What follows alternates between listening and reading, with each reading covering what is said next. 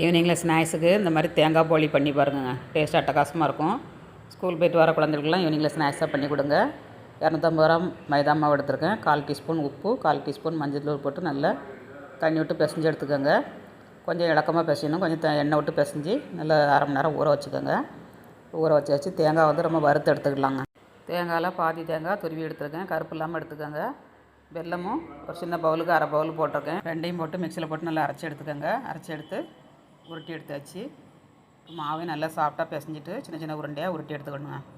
உருட்டி எடுத்துட்டு இந்த மாதிரி ஒரு பட்டை சீட்டு அதில் நினைக்க வாழை இலையில் வச்சு தேய்ச்சி எடுத்துக்கோங்க. கையொண்டே நம்ம தட்டி எடுத்துடலாம். ரொம்ப ஈஸி பண்ணுறது. கொஞ்சோண்டு எண்ணெய் தடவிட்டு நம்ம உள்ளுக்கு பூரணத்தை வச்சு கையொண்டே தட்டி எடுத்து தவாவில் போட்டு எடுத்துக்கணுங்க. தவாவில் கொஞ்சோண்டு எண்ணெய் தடவி டிஷ்யூ பேப்பர் வச்சு துடைச்சிட்டு அப்புறமா போடுங்க. சூப்பராக கிடைக்கும். உங்களுக்கு நல்ல உப்பி வரும்.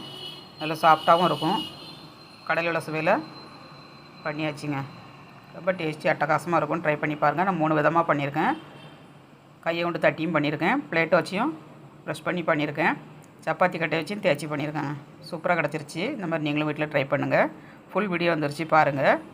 அட்டகாசமாக இருக்குங்க டேஸ்ட்டு. எவ்வளோ உப்பெல்லாம் வருது பாருங்கள். இதில் பருப்புலேயும் நீங்கள் பண்ணலாம். தேங்காய் துருவியும் பண்ணலாம். 3யுமே தேய்ச்சி எடுத்தாச்சுங்க. தேய்ச்சி எடுத்து இந்த மாதிரி ப்ரெஸ் பண்ணி நல்லா போட்டு எடுத்துக்கோங்க. அட்டகாசமான தேங்காய் போலி ரெடிங்க. வீடியோ பிடிச்சிருந்தால் லைக் பண்ணுங்கள். ஸ்டவ்வோடு சமைக்கும் போது அன்போடு சமைக்கிறங்க. அன்போடு சமைச்சிங்கன்னா சுமாராக இருக்க ஸ்நாக்ஸ் கூட சூப்பராக இருக்குங்க. வீடியோ பிடிச்சிருந்தால் லைக் பண்ணுங்கள்.